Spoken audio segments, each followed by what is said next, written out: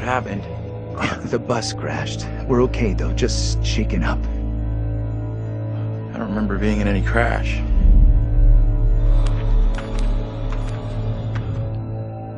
Well, here we are on set of Little Hope, part of the Dark Pictures anthology. Tell me about the characters you play in the game. Yeah, very exciting. I play Andrew, who is a student on this trip to the town of Little Hope. You know this place? No.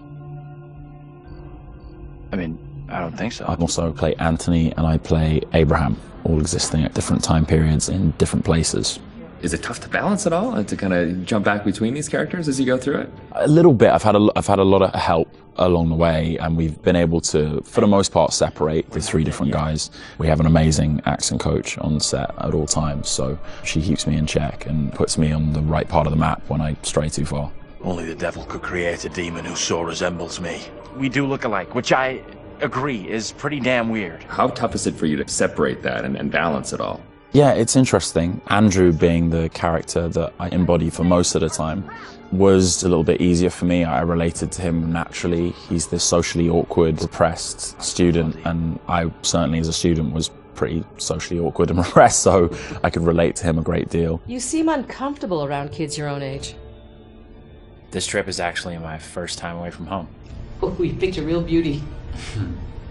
Yeah, well, if I ever make it back, I'll sure have something to talk about. The other character, Anthony, is slightly more immature, comes from a big family. I can also relate to that. And dealing with the family dynamic and playing that sibling friction was also something that I think a lot of people can relate to. And that was fun. Another sort of element of the challenge, which I really enjoyed. And then there's Abraham, is the third character that I'm responsible for. We have to stop this. The only madness is right here in this court. And the nice thing that exists in all three of them is this motivation to do good, to do right. And I think all three characters I really had admiration for. They seem to be like morally adept, and it's important to respect, I think, the characters that you play, or at least identify something within them that you respect. And I respected all three of the guys that I played. I know what must be done here. And they're all so very different, and even the level of the accents change between them. Is that something that's challenging to navigate? Yeah, that's been really fun for me. It's been, when playing Andrew, I've been doing a relatively neutral American accent, but we sort of base most of the action in New England, so it does lean towards the East Coast, and it doesn't take on too strong of a characterization in either direction.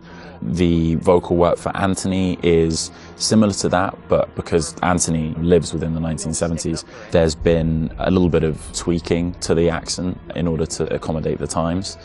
And then Abraham's an entirely different accent. It's been a bit of guesswork as far as constructing that accent, because there's no recordings of what people sounded like at that time. But I suppose the closest thing to it we imagine is a kind of Northern English accent. And my dad's from Yorkshire, so I've basically been ripping off what my dad sounded like when he was younger. She talked in this really weird accent. Was that even American? And also with the process itself is a huge, like a learning curve, like you say, with the performance capture. What's the process been like for you? Have you been able to adapt? Do you feel at home now wearing the helmet? And yeah, it's funny. I mean, it presents a whole host of challenges. It can get a little uncomfortable. Okay. After a while, it can get a little uncomfortable. You never forget the first time you go for a wee wearing that headset, thinking, am I on some sort of screen somewhere in the studio right now? Can people see me weeing? But you soon get used to the headset and the pack that you're wearing. And I think the best thing you can do is try and remove that from the equation entirely and just make it about looking at the person opposite you.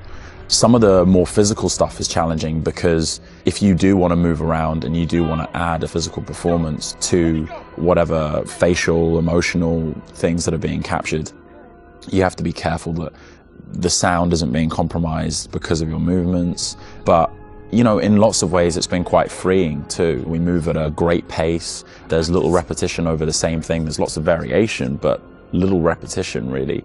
And we have an opportunity to move freely about the space pretty much. We're not confined to marks, and we don't have to relight every single moment. It's go, go, go. It's been 100 miles per hour, and I've loved the intensity of it. It's been great.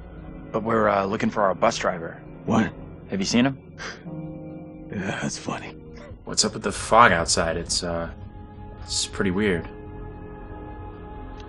Sure is a thick one tonight. Actually, it's so thick it's stopping us from leaving.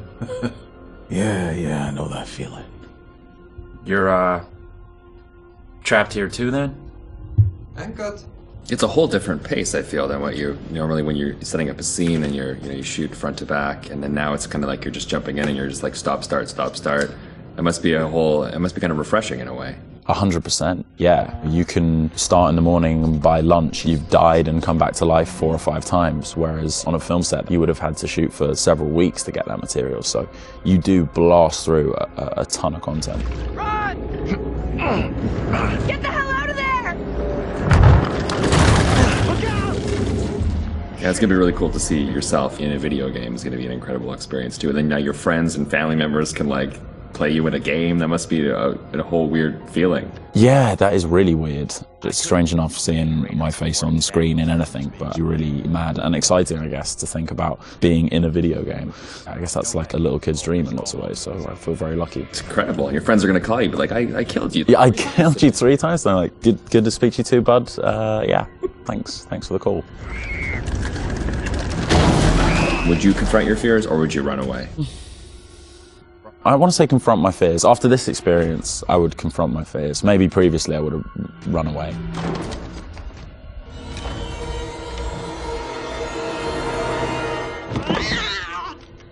What kind of place is this? It's one of those things where what you think you'll do is different than what you probably actually do. In the moment, yeah, 100%. Oh, I would confront my fears and then you're gone. Gone. Yeah. And lastly, would you explore on your own or in a group?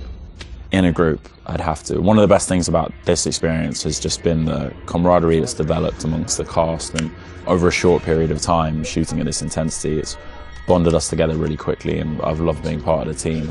A group of us in one room on this crazy journey together, so it's all about exploring as a team. I'm just gonna say it. This is exactly what goes down in horror movies. Well, plus than anything in the horror genre, we know what happens when you go off on your own, right? 100%. Don't do it. They still do it. And they still do it. Let's go check out that room over there. No, don't go check out that room. Nope. Don't go check out. Or bring someone with you. Oh, yeah, exactly. Yeah. There you go. All right, Will. Tanner, thanks a lot. Appreciate that. Thank you. Cheers.